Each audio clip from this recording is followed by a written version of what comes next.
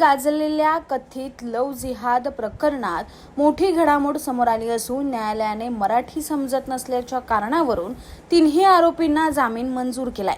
आरोपीच्या वकिलांनी न्यायालयात महत्त्वाचा मुद्दा उपस्थित करत आरोपींना मराठीत दाखल करण्यात आलेली FIR समजली नाही असा दावा करत जामिनासाठी युक्तिवाद केला।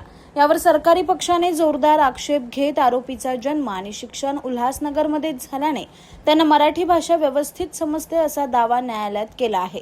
दरम्यान पीडित महिलेच्या वकील ॲडव्होकेट सरोज पगारे यांनी तपास अधिकारी न्यायालयात गैरहजर असल्यामुळे सरकारी बाजू प्रभावीपणे मांडली गेली नसल्याचा आरोप केला आहे।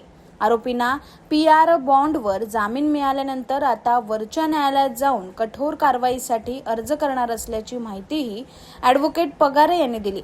या प्रकरणात आरोपींनी खोटं नाव सांगून एका हिंदू तरुणीशी विवाह केला आणि तिला बिहारला घेऊन जाऊन मानसिक तसेच शारीरिक अत्याचार केल्याचा आरोप आहे। पीडितेला बुरखा आणि हिजाब घालण्यास सक्ती केली गेली, गोमांस खाण्यास भाग पाडले गेले आणि आरोपीने दुसरे लग्न करून तिला घराबाहेर काढल्याची तक्रारही करण्यात आली होती। या प्रकरणी उल्हासनगरच्या सेंट्रल पोलीस ठाण्यात गुन्हा दाखल करण्यात आला होता। पोलिसांनी इम्रान शेख, सलमान शेख आणि एका अल्पवयीन आरोपीला अटक केली होती। तिन्ही आरोपींना न्यायालयात हजर करण्यात आले असता त्यांना जामीन मंजूर करण्यात आलाय। आकाश सहाने, जनसंवाद न्यूज, उल्हासनगर। याच्यात समोरच्या वकिलांनी हा युक्तिवाद घेतला की आरोपी मूळचे बिहारचे असल्या कारणाने त्यांना मराठी समजत नाही, तर पोलिसांनी त्यांना मराठीत त्यांना का अटक केली हे त्यांना मराठीत समजून सांगितलं नाही।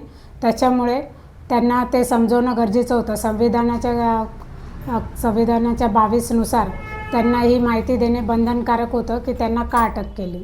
त्यामुळे याच ग्राउंडवर, बहुतेक करून या ग्राउंडवरच त्यांना जामिनावर PR बॉन्डवर सोडण्यात आलेले आहे। सरकारी वकिलांनी मेहरबान कोर्टाला स्पष्ट केलं की मुद्द्याच्या अटकेची कारणं त्यांनी त्याच्यात नमूद केलेली आहेत आणि त्यांनी तो समजून सांगितला होता।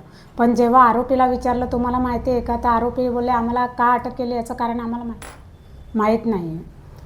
म्हणून मेहरबान कोर्टाने त्यांना PR बॉन्डवर आज सोडलेलं आहे। पुन्हा अटक करण्यासाठी आम्ही न्यायालयाला अर्ज करू, विनंती करू।